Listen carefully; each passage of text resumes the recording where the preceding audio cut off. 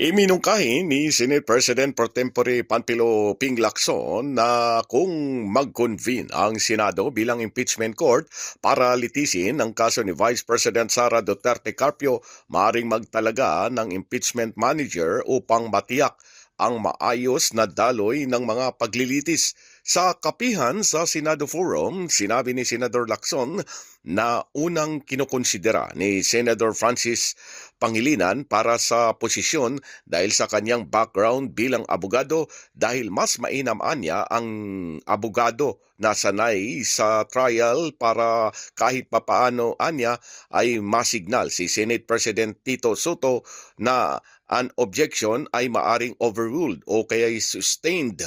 Ayon kay Senador Lacson, iminungkahi ni Senate Majority Leader Juan Miguel Zubiri ang ideya at si Senate President Vicente Tito Soto III naman ay amenable anya dito.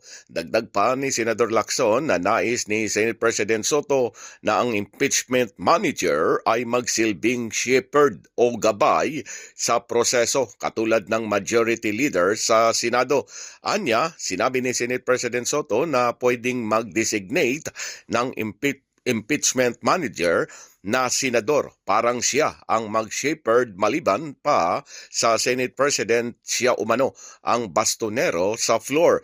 Parang de facto majority leader. Samantala, sinabi ni si Senador Lacson na ang posibleng impeachment trial ay maaring tumuloy nang hindi tinitigil ang mga komite hearings at regular na session ng Senado.